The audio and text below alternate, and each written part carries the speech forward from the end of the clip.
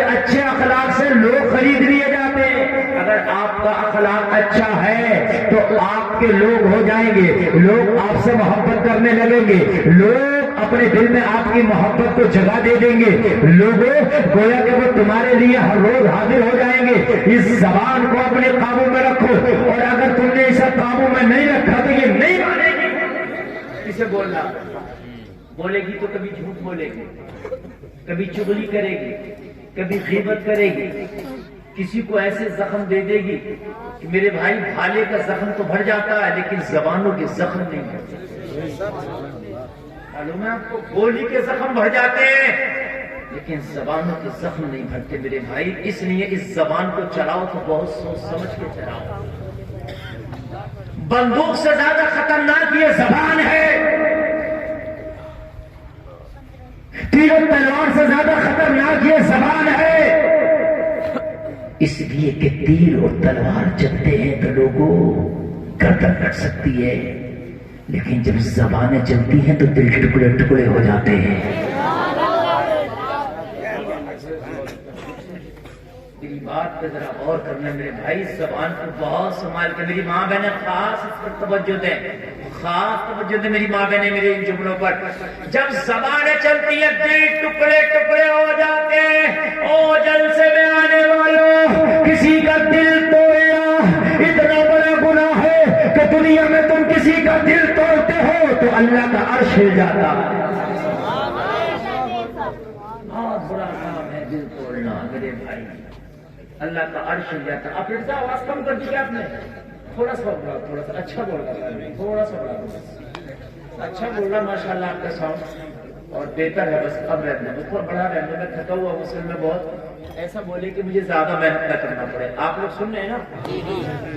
دیکھو میں نے بہت لمبا سفر بھی کیا, میں کئی راتوں کا جاگا ہوا ہوں, لیکن آپ لوگ محبت سے سننے. سردی کا موسم ہے, انشاءاللہ میں محبت سے سنا کے جاؤں گا, میرا وعدہ ہے. اور میری کوشش رہتی ہے میں کچھ دے کے جاؤں, اور انشاءاللہ کچھ دے کے بھی جاؤں. میں یہ بہت بڑی بات آپ سے کہہ رہا ہوں کہ زبان پہ جس نے قابو پا لیا وہ ولی بن گیا. زبان پر قابو پانا بہت ضروری چیز ہے. زبان رشتوں کو توڑ دیتی ہے, زبان رشتوں کو توڑ دیتی ہے, رشتوں کو تار تار کر دیتی ہے. اس لیے اگر کبھی مسئلہ کہیں جھگڑے کا آ جائے, تمہیں غصہ آ جائے, میرے بھائیوں غصے پہ تھوڑی دیر کے لیے قابو کر لو. اس لیے کہ تم غصے میں آؤ گے, یہ زبان بڑی خطرناک بولے گی, پتہ نہیں یہ کیا بولے, کتنا نقصان کر دے. اس زبانوں نے خاندانوں میں آگ لگا دی ہے, اس زبانوں نے لوگوں کی زندگیوں کو برباد کر دیا ہے. یہی زبان تو ہے کہ انسان غصے میں آیا, اپنی بیوی کو طلاق دے دیا, ایک بیوی کا خاندان بھی تباہ ہو گیا, شوہر کا خاندان بھی تباہ ہو گیا, بیچ میں اولاد کی زندگی تباہ و برباد ہو گئی.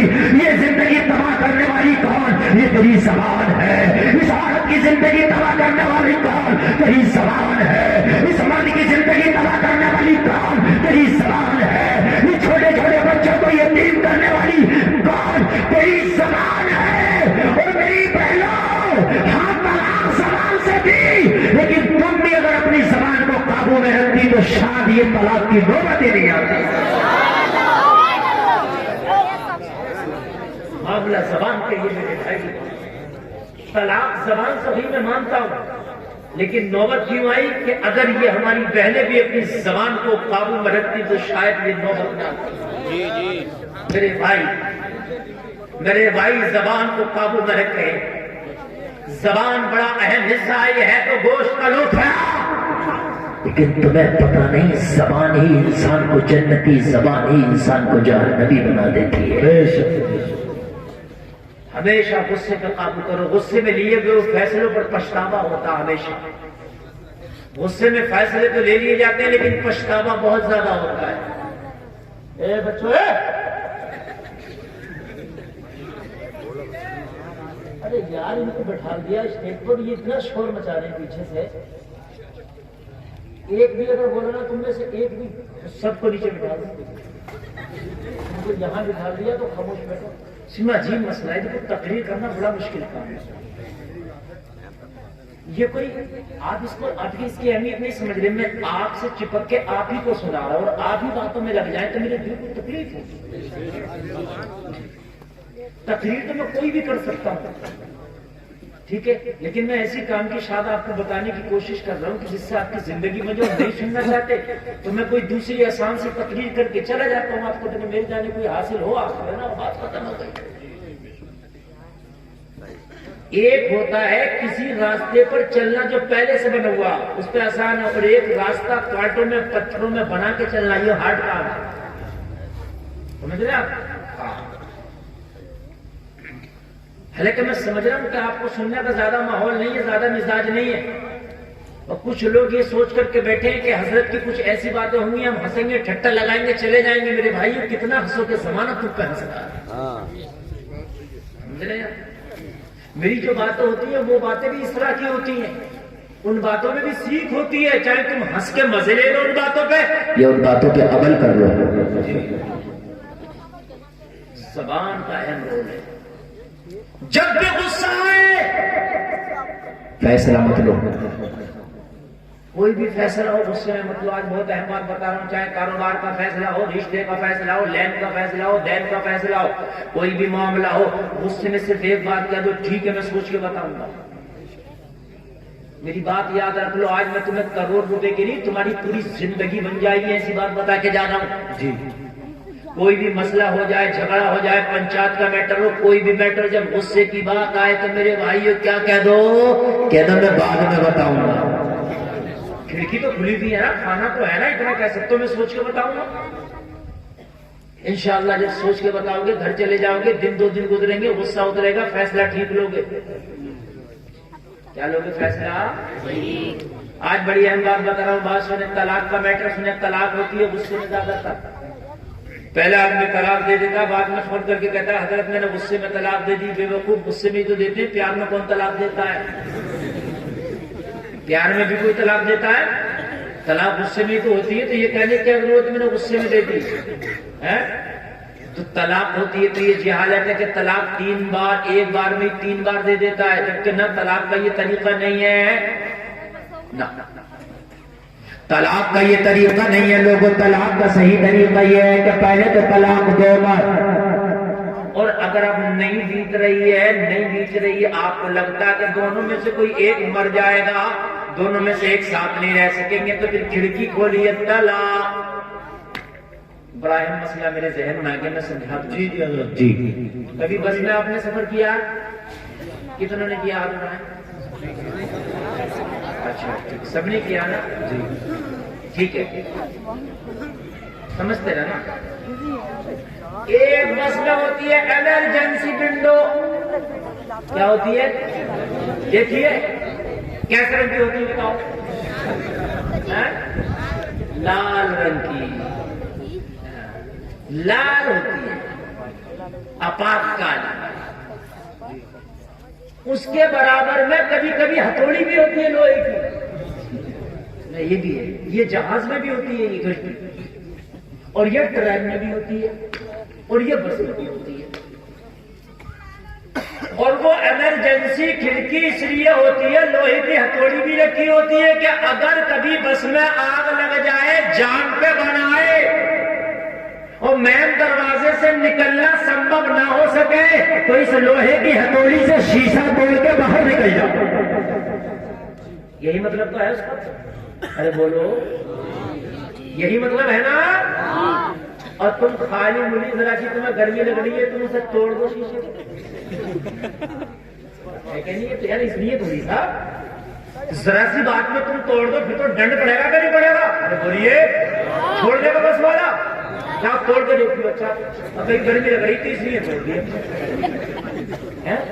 ڈنڈ پڑے گا، وہ ایمرجنسی ہے، جان کی اگر بازی ہے تو توڑ دے، تم سے کوئی پیسہ نہیں لے گا، سب تعریف کریں گے تم نے اچھا کیا۔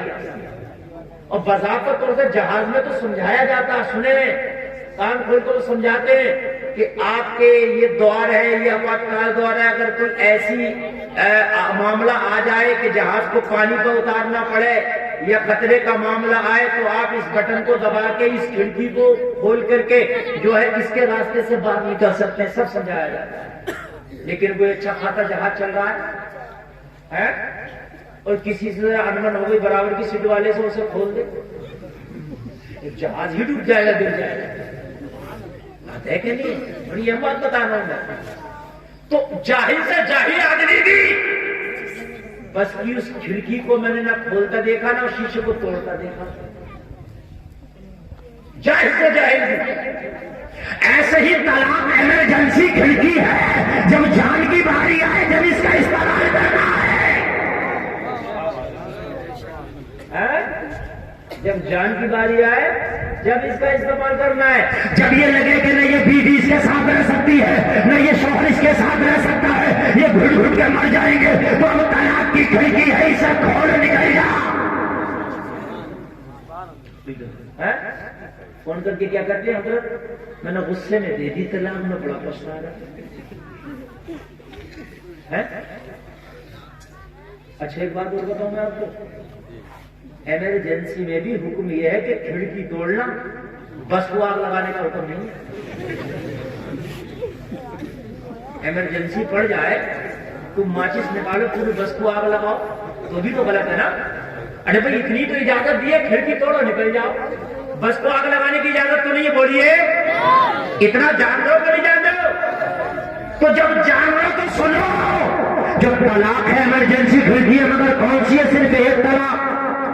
ایمرجنسی کھڑکی کون سی ہے؟ ایک طلاق. ایک طلاق دو اور نکاح سے نکال دو، ایک طلاق دو نکاح سے نکال دو. لیکن یہ جو 3 طلاق دے جائے ایک ہی بار، یہ کھڑکی نہیں توڑتا بلکہ پورے رشتے کو آگ لگا دیتا ہے. پورے رشتے کو آگ لگا. میں دونوں چیزیں لے کے چل رہا ہوں، تمہیں سمجھا رہا ہوں. یہ بڑا مائنڈ چاہیے سمجھانے کے لیے، خالی طلاق کا مسئلہ کوئی بھی سمجھا دے گا. ہاں ادھر اگر بس کو آپ نے آگ لگا دی، آپ سے دنڈ لیا جائے گا. دنڈ لیا جائے گا کہ نہیں لیا جائے گا؟ بھائی تمہیں کھڑکی توڑنا کی توڑ دیتا، کوئی بات نہیں، تیری جان تو بنی، تو نے بس کو کیوں آگ لگائی؟